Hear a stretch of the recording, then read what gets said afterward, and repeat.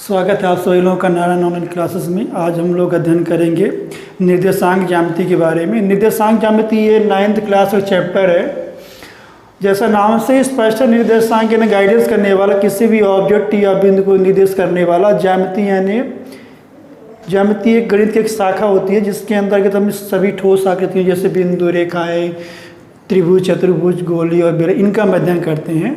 और यहाँ हम इस चैप्टर में बिंदु और उसकी पोजीशन को कैसे हमको किसी रेखा या निर्देशांक में उसको कैसे उसको हमको रिप्रेजेंट करें इसके बारे में देखेंगे। तो सबसे पहले बिंदु देखते हैं। बिंदु क्या होता है? बिंदु की इसका कोई भाग नहीं होता है। हम यदि अपनी पेन की नोक यदि कॉपी में रखते हैं तो उससे जो एक आकृति बनती है वो बिंदु कहलाता है।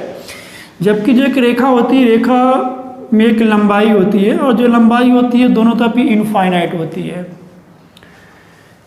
यदि हमको किसी बिंदु को रिप्रेजेंट करना है या किसी हम कोई नंबर ले रहे हैं, इसको हम संख्या इसको हम इसे दर्शाना है, तो यहाँ के बीच में मूल बिंदु होता है और इसके दाईं ओर धनात्मक संख्या होती है, बाईं ओर सभी ऋणात्मक संख्याएं होती है। यदि हमको इसमें 2 को दर्शाना है तो हम स्पष्ट हमको क्लियर हो रहा है कि 2 जो है ये 0 के दाईं ओर है, यानी 2 क्या है धनात्मक संख्या। यदि हमको -3 को बताना है तो इसके लिए क्या करना पड़ेगा हमें? -3 क्या ये ऋणात्मक संख्या जो कि 0 के बाईं ओर है। तो हम संख्याओं को देख के बता सकते हैं कि इसकी पोजीशन संख्या रेखा पे कहाँ है। लेकिन यदि हमको मान लीजिए यदि कोई बिंदु P है, इसको हमको एक प्लेन में कोई प्लेन यानी तल पर हमको इसको दर्शाना है। ये कोई प्लेन है, इसमें हमको दर्शाना है। प्लेन क्या है? कोई समतल सतह होती है जिसकी जो लंबाई चौड़ाई वो इनफाइनाइट होती है। इसको प्लेन को तल को ऐसे बता सकते हैं।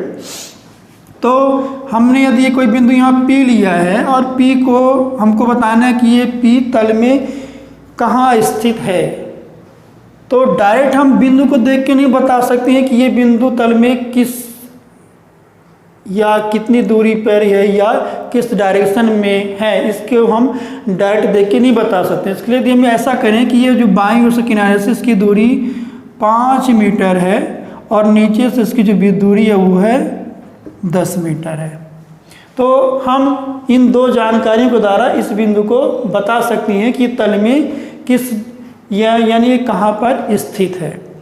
हम इसको दूसरे रूप में कैसे उसको बता सकते हैं? हम पूरे प्लेन को 4 भागों में डिवाइड करते हैं। 4 भागों में डिवाइड करने पे ये 2 रेखाएं हमको मिलती हैं। इसको क्षैतिज रेखा बोलते हैं, इसको ऊर्ध्वाधर रेखा बोलते हैं और इसी को हम बोलते हैं एक्स अक्ष या एक्स एक्सिस बोलते हैं।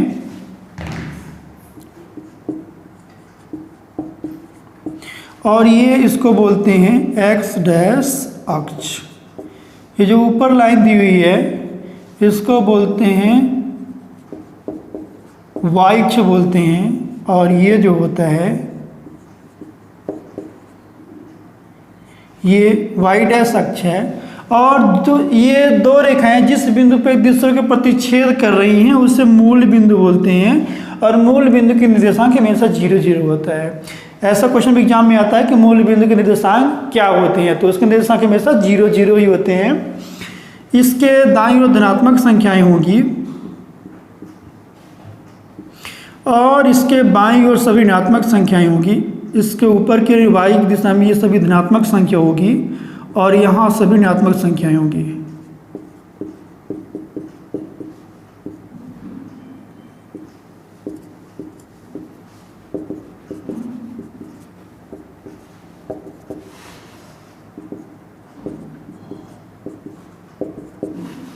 यदि हमने यहाँ कोई बिंदु P लिया है और हमको ये P को बताना है कि इसके निर्देशांक क्या होंगे, तो पहले इससे एक लंबवत रेखा खींचेंगे हम x में और दूसरी y से खींचेंगे इसमें ये। तो हम देख रहे हैं कि इसकी जो है यहाँ से यहाँ की दूरी कितनी है? ये 3 है और यहाँ से यहाँ की दूरी कितनी है? ये 4 है। तो ये x की पोजीशन को हम कैसे बताएंगे? यहाँ बताएंगे इस प्रकार से लिखेंगे। और y के लिए यानी ये जो दूरी है ये दूरी कितनी है? 3 है। यहाँ हम इसको ऐसा भी लिख सकते हैं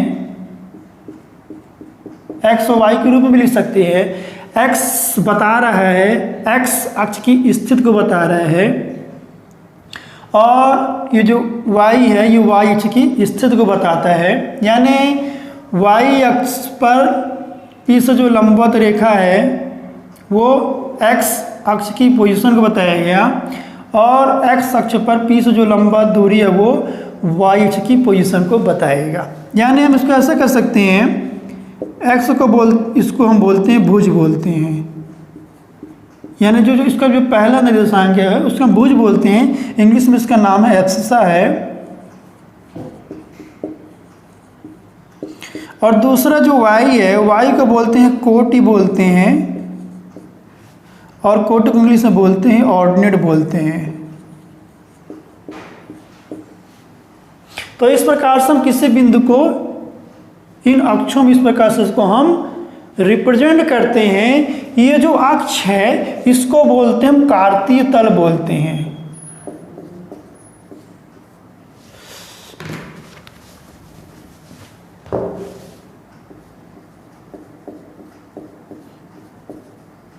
कार्तीय तल, इसमें इसका इंग्लिश में एक नाम है कार्टेशियन सिस्टम।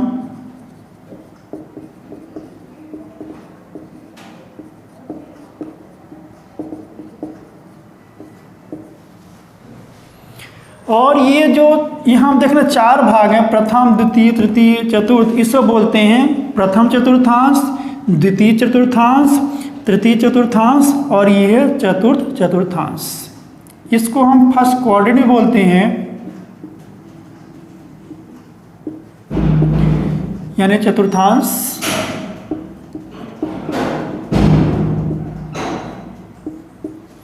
ये द्वितीय चतुर्थांश है,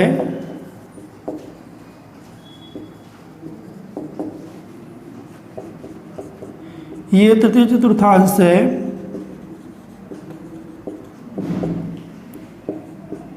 ये चतुर्थ चतुर्थांश है क्वाड्रेंट।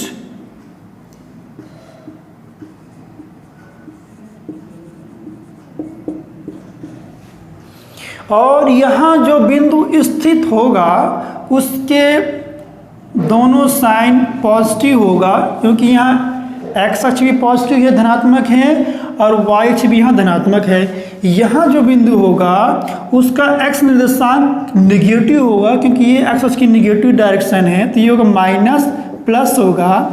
और यहाँ जो बिंदु होगा, यहाँ जो बिंदु होगा उसके दोनों निर्देशांक हमेशा निगेटिव होगा, क्योंकि एक्स अक्ष की निगेटिव डायरेक्शन है और ये भी वाई अक्ष की निगेटिव डायरेक्शन है। यहाँ जो बिंदु होगा, यहाँ हम देख रहे हैं एक्स अक्ष का यहाँ पॉजिटिव डायरेक्शन है, यानी धनात्मक दिशा है, और ये वाई अक्ष की ऋणात्मक दिशा है। तो इसके निर्देशांक क्या होंगे, पहला पॉजिटिव होगा, दूसरा निगेटिव होगा। तो इस प्रकार से हम बिंदुओं को यहाँ ऐसे दर्शाएंगे। हम इसको एक क्वेश्चन की तरह इसको हम आसानी से समझ सकते हैं।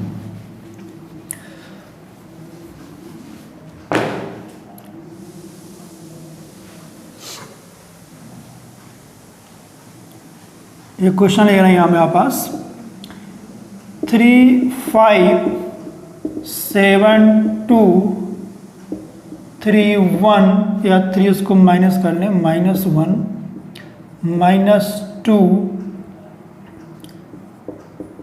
-4, 6, 0। हमको इसको दर्शाना है संख्या रेखा, ये कार्तीय तल में दर्शाना है इसे। तो यहाँ पहले खींचेंगे हम निर्देशांक खींचेंगे,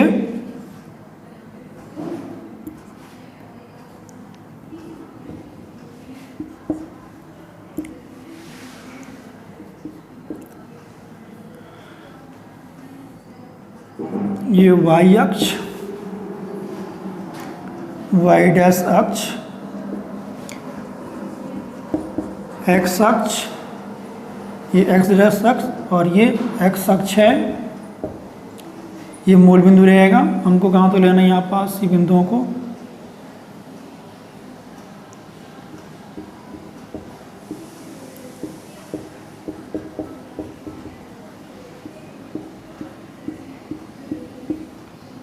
-1, -2, -3, -4, -5, -6, -7,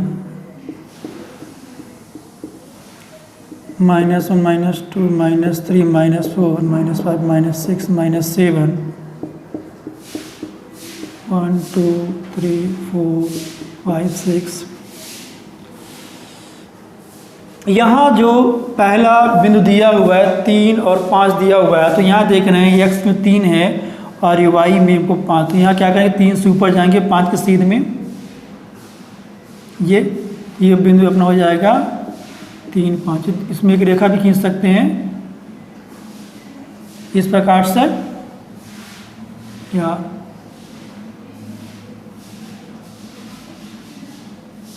ये इसी प्रकार दूसरा बिंदु 7 और 2 दिया हो, क्योंकि दोनों धनात्मक है तो x का 7 और y में 2 तक जाएगा। ये हो जाएगा 7 और 2। अगला देखिए 3 और -3 और -1 है यहाँ पास, तो यहाँ क्या करेंगे, क्योंकि ये किस अक्ष में, किस चतुर्थांश में होगा, ये होगा चतुर्थ में होगा, प्लस और माइनस है तो मतलब ये जो है 3 यहाँ रहेगा और ये -1।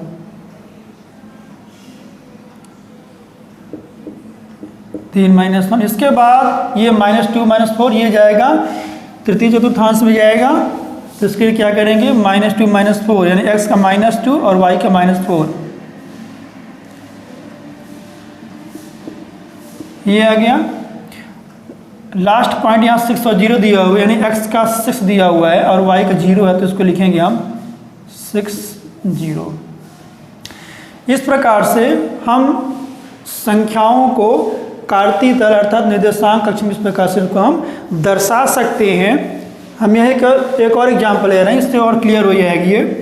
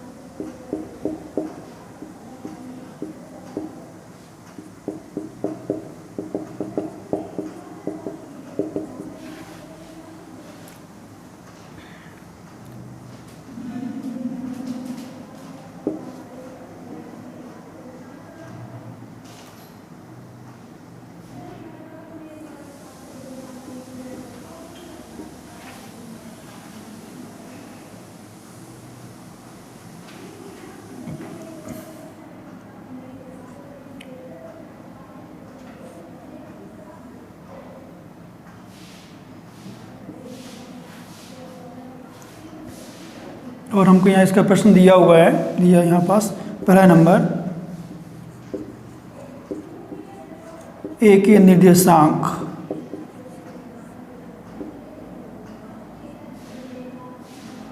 दूसरा बी की कोटि, तीसरा डी का भुज,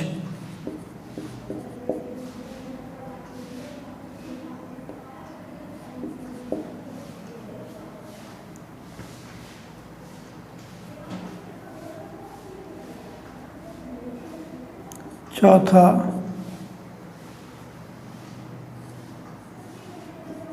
सी की कोटि।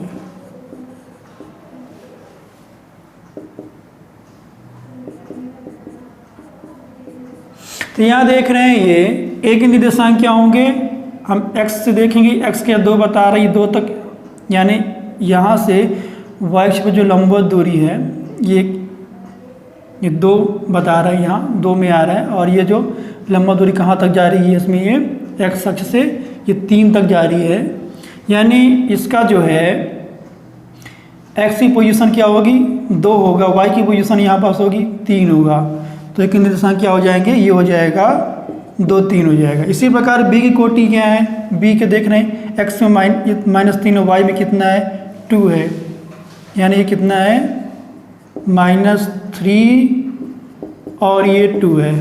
तो b की कोटि कितनी होगी, ये हो जाएगी 2। इसी प्रकार d का भुज कितना होगा, ये d है, ये भुज इसका, तो इसका भुज कितना हो जाएगा, 3 हो जाएगा। इसी प्रकार c की कोटि क्या होगी, x की पोजीशन क्या बता रहा है, -4, y की पोजीशन क्या बता रही है, -3 बता रहा है, ये हो जाएगा -4 -3। तो इस प्रकार से हम बिंदुओं को इस प्रकार से इनको दर्शा सकते हैं और इसको आइडेंटिफाई कर सकते हैं कि कोई यदि बिंदु दिया हुआ है तो उसकी x और y की अक्ष की वहाँ पोजीशन क्या होगी।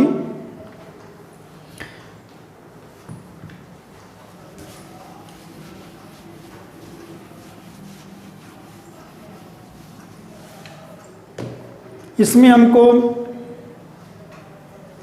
ये मालूम होना चाहिए कि किसी बिंदु की x अक्ष से जो लंबवत जो दूरी होती है, उस किसी अक्ष की x अक्ष जो लंबवत दूरी उसका y निर्देशांक कहलाता है, और किसी भी बिंदु की y अक्ष से जो लंबवत दूरी है उसका वो x निर्देशांक कहलाता है। और कोई बिंदु यदि x अक्ष पर स्थित है तो उसके निर्देशांक हमेशा x0 होगा, यानी x पर कोई ना कोई बिंदु या नंबर होगा, और y की बिंदु हमेशा वहाँ 0 होता है, क्योंकि y वहाँ एब्सेंट होता है। इसी प्रकार यदि कोई बिंदु यदि y अक्ष पर स्थित है तो उसका y निर्देशांक होगा और x निर्देशांक वहाँ 0 होता है। तो इस प्रकार से हम लोगों ने आज देखा कि निर्देशांक ज्यामिति क्या होती है और हम किसी तल में किसी बिंदु को हम कैसे उसको दर्शा सकते हैं। और यदि अपने पास कोई बिंदु दिया गया है और उसको हमको निर्देशांक तल में उसको दर्शाना है तो हम इस मेथड के द्वारा उन बिंदुओं को दर्शा सकते हैं। यदि आज के वीडियो आप लोगों को पसंद आया हो तो वीडियो को लाइक कीजिएगा, और जो नए लोग चैनल से जुड़े हैं वो नए चैनल को सब्सक्राइब कर लें, जिससे जो भी मैं अगला वीडियो बनाऊँ उसका नोटिफिकेशन सभी लोगों को मिल जाए। वीडियो देखने के लिए धन्यवाद।